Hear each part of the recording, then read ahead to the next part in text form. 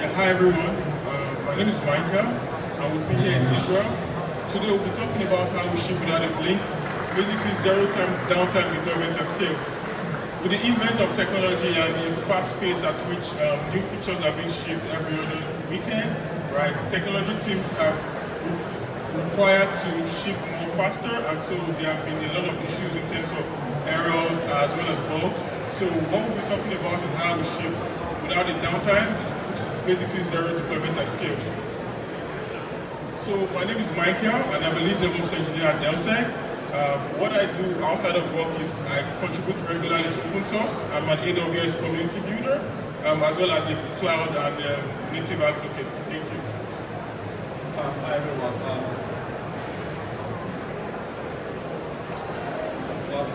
My name is Israel. I'm a lead DevOps engineer at Centralized Cyber, basically a cybersecurity company.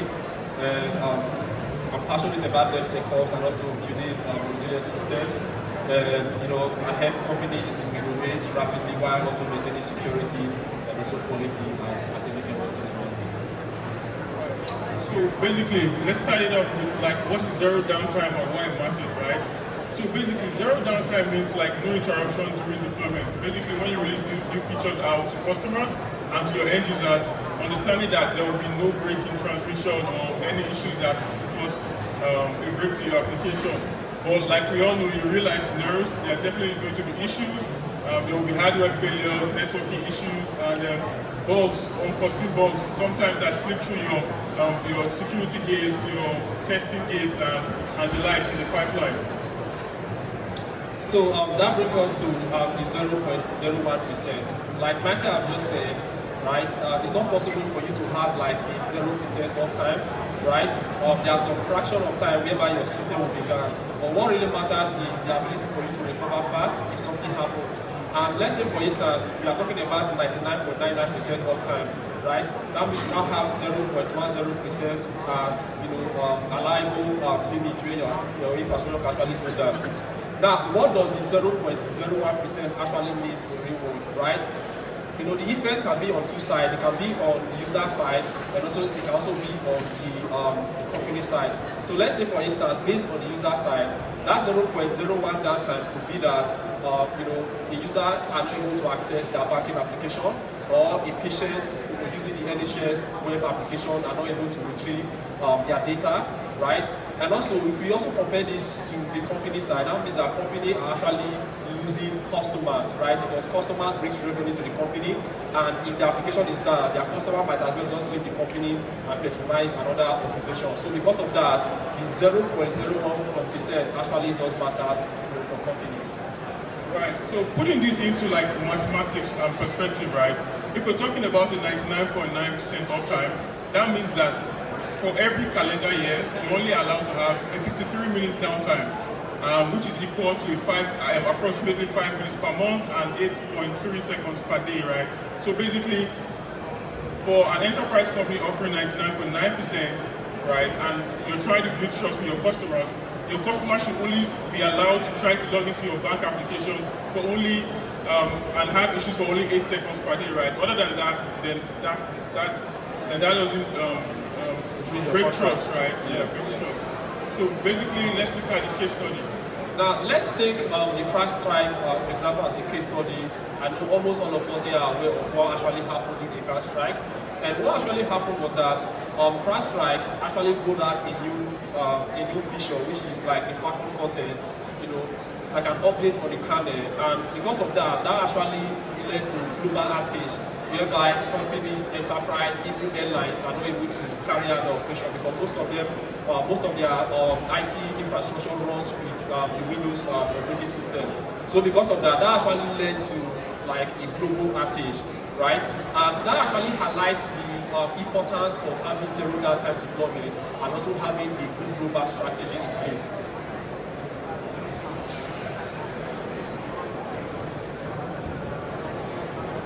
So by show of hands, right, how many of you have tried to log into your bank application or whatever the application may be and not been able to access it? So I think everyone is quite familiar with the concept of downtime. So that brings us into the journey of being untrustworthy to reliability, right? So Reliability is more about like, it's not about zero errors because like you said in the real world scenario, there's no situation where you're going to have 100% uptime, right? So reliability is more about like fast and graceful recovery. How fast you can recover from every downtime that happens to your system, having proper workloads, systems in place to be able to help you mitigate such issues that might occur during your deployment. So we can look at this architecture. So this is an example of a proper and a reliant system, right? We have, you can see it, right? We have the same environment in two regions, right? So it's the primary target and the secondary target. Let's assume this. Let's look into the primary target as first, right? This is an environment that deploys an application, for instance, a banking application, right? So when users try to access your application via the DNS and the routing service, it loads up and directs users to your application that is deployed on EKS or EC2 or ECS or Lambda if you're going serverless, whatever the case may be, right? So during the deployment, if you have just one environment, right, there's going to definitely be downtime during the process of updating your applications from a version 1 to a version 2, if we understand what that means, right? So you're adding a new feature, so there will definitely be downtime for your customers, right? And depending on what your SLOs are, which are your service level objectives and your service level indicators, right, your SLIs, you have promised your customer that we're not going to have downtime, right? But if you're updating your application, definitely there will be downtime when the application is loading, your EC2 is starting, your pods are being recreated.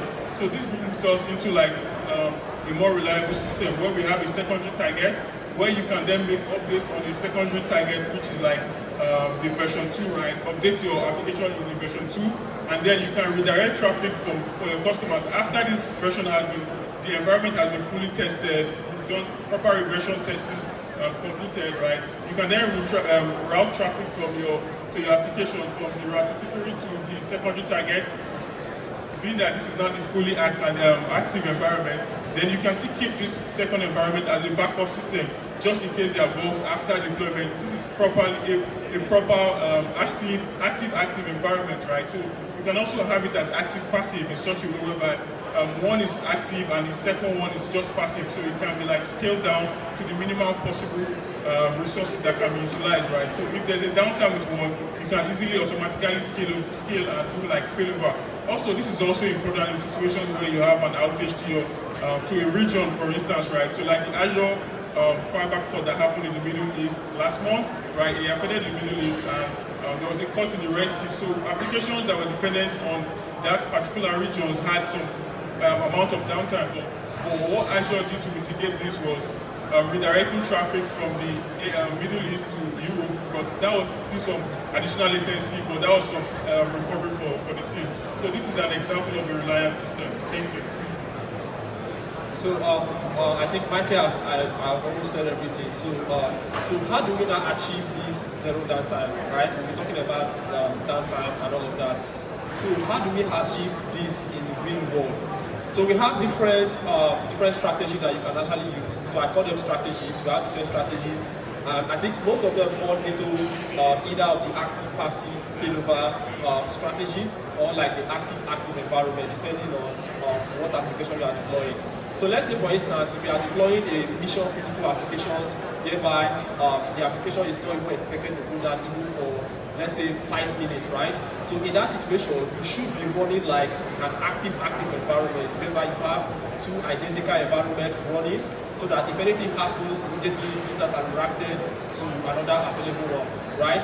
But also, if you're also deploying an application that you are able to tolerate even 1 hour or 2 hours of downtime, right? It makes more sense for you to have like an active-passive environment.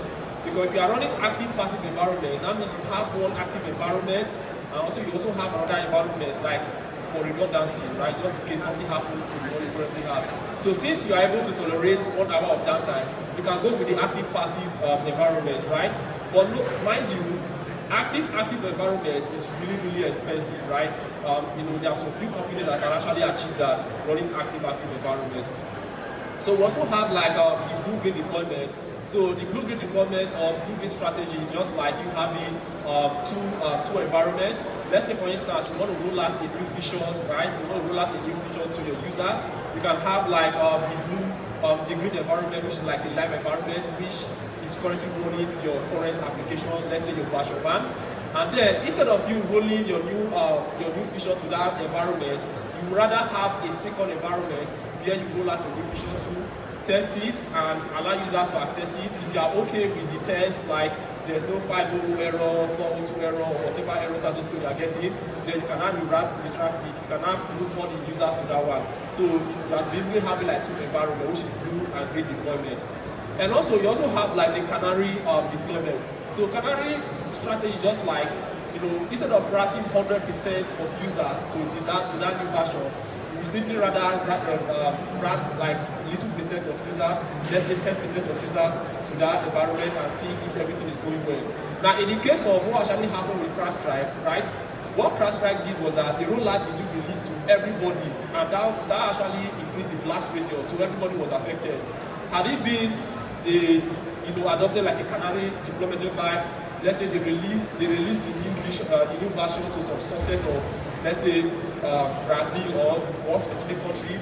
Now, that would have reduced the blast radius to just Brazil rather than releasing it to everybody, which leads to like a global outage.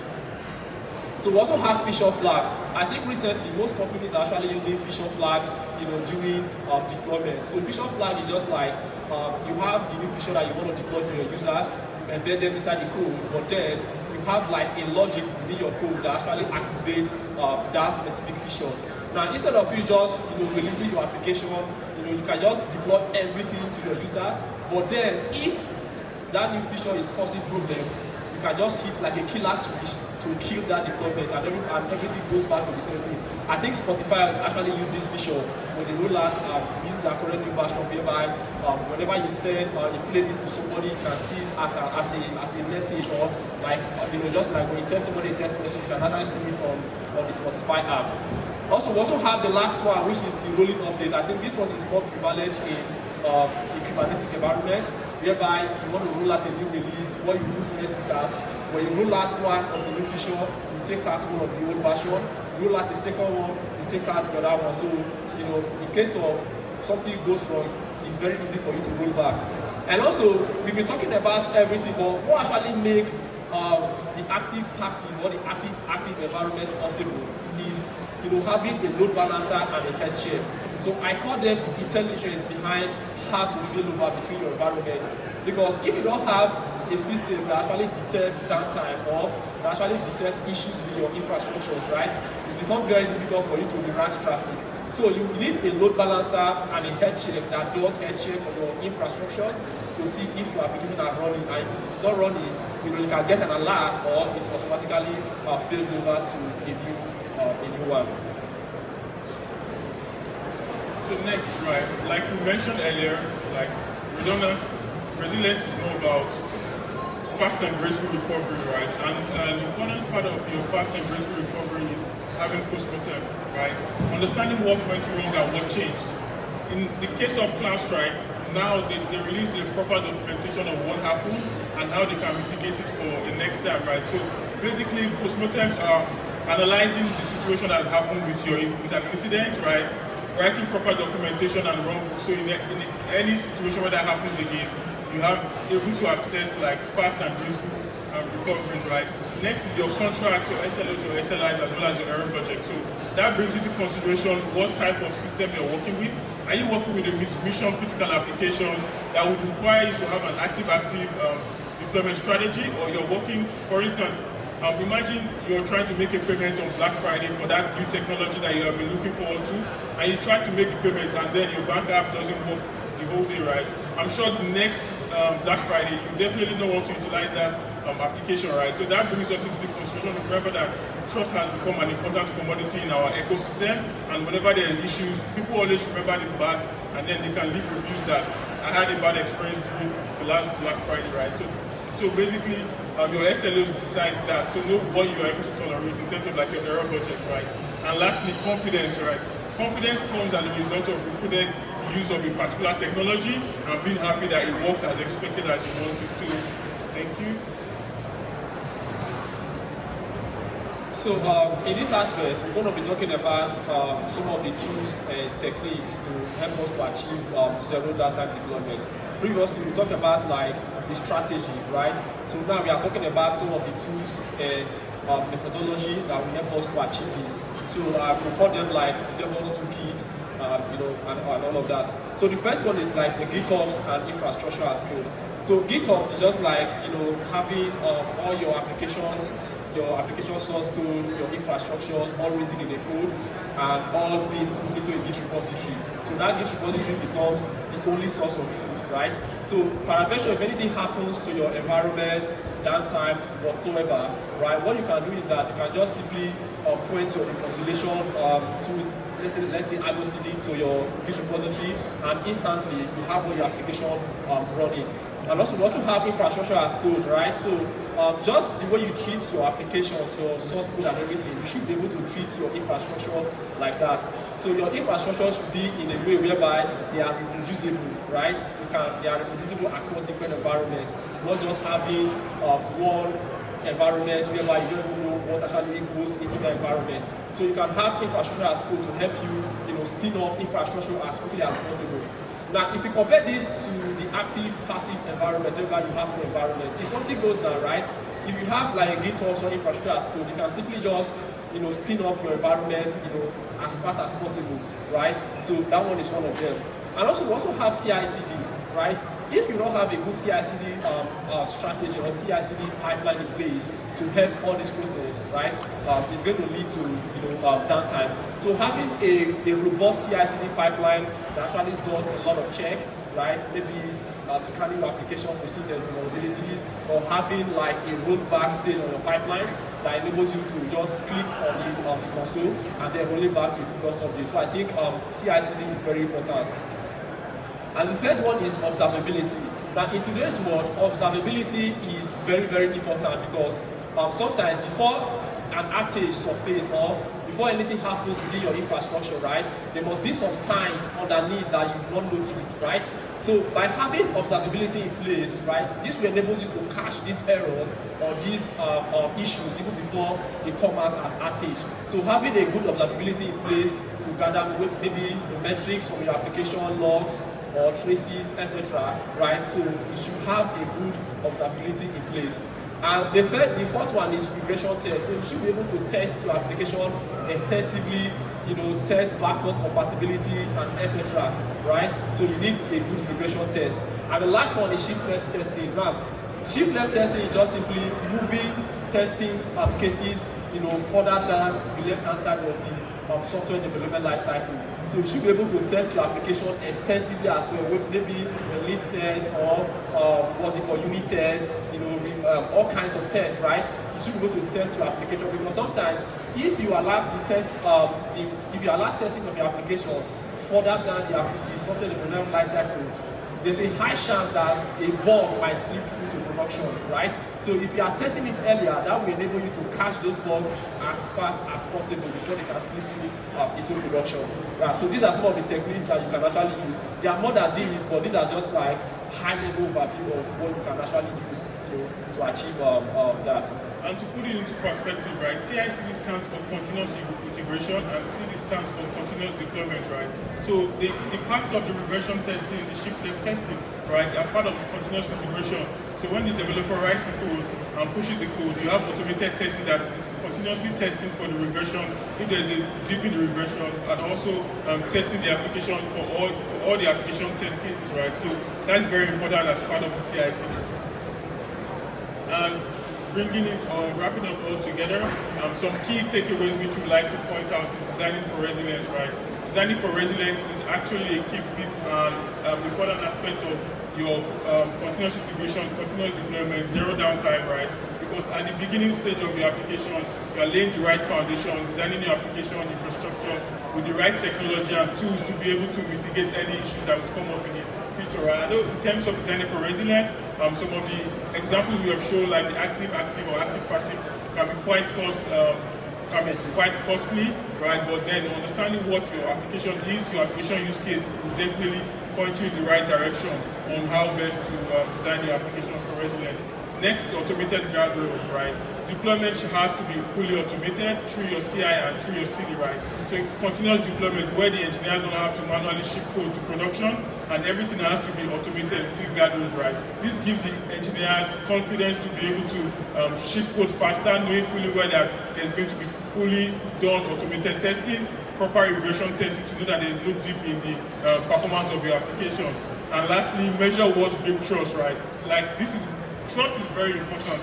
No matter how beautiful your system is, no matter how amazing your technology is, if your users don't trust your technology, definitely you are going to have a dip in revenue, you are going to have a dip in customer base, and that can definitely lead to downtime of your application and closure of the company at the worst case scenario, right? Because, for instance, whenever you see an update on your Windows laptop coming from CloudStrike, you're definitely careful to know that, okay, I have to remember this had happened before and mitigate such scenarios that could come up in the future. Yeah, so go back. Just addition to what he has said, automate guardrails, right? Sometimes, developers, they are very, should I say, difficult to control, right? So, let's say for instance, if you don't automate guardrails, right, there's every chance for, let's say, a developer building a Docker image, running at a root user and deploying it to production. But then when you have this kind of guardrails, right, that acts like a quality gate or a gate that prevents developers from pushing, let me say, insecure code or even applications or containers that are running as root users to production. So when you have that guardrail, it helps to prevent developers or anybody who wants to deploy to production, right, from deploying those kind of code. As you all know, outage is not just about downtime, right? A security breach can also be an outage, right? Sorry, a security breach can also lead to downtime because if your application is insecure, right, you have to pull it down as fast as possible. So we also need to put that into perspective. And lastly, right, with the advent of infrastructure as code, cloud management has moved from just regular ClickUps to now encoding your decisions, right? Security policies, right? Infrastructure type into your code, right? And when you treat your infrastructure as code as a product, you have gone beyond the level of then just deploying application infrastructure to then treating it as a product itself because the application lives on this infrastructure, and then your engineers are then able to ship out faster with proper guardrails, right? Understanding that every aspect that is being shipped and redeployed has been approved and versioned properly. So that brings us to the end of today's session. Questions? Thank you. Questions can come in, and you can also scan the QR code to connect with us on LinkedIn. So we would like to take any questions as regards this.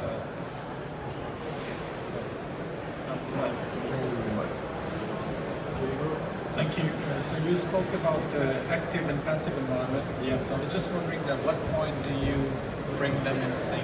So you deploy it one environment, obviously your other environment is live at that point.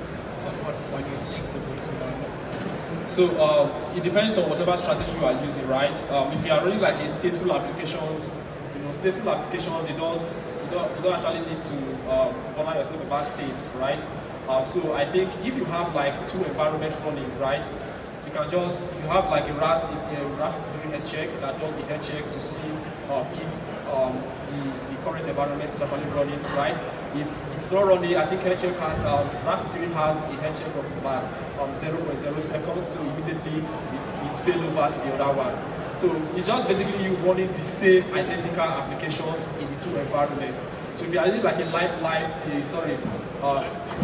active situation whereby you have two identical environments, you have the same environment running across, let's say, two different regions, right? They are all running at the same time, serving users at the same time. So the only thing that, the worst case is, you have to, bother about data between the two regions, right? That's a different topic on another one. But in terms of stateful application, it's very easy. It's just by swapping, pointing your DNS to a different load balancer.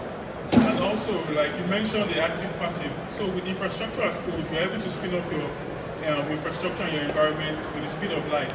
Basically, because you have the infrastructure already encoded, and all you need to do is to click ops to redeploy, right? So with the active passive, you can have an active environment, and when you're running, for instance, a blueprint deployment, you can easily spin up the second environment that is identical to the initial active environment. So that way, you're able to save cost, which is quite important to new companies and startups, right? So when your deployment is done and you have moved traffic from the active environment to the passive environment, you can then take down the active environment with infrastructure as code, and if you need to redeploy again, you deploy at the speed of light.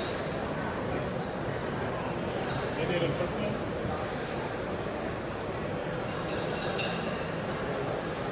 So thank you guys for coming and do what you're coming to us. Thank you guys so much.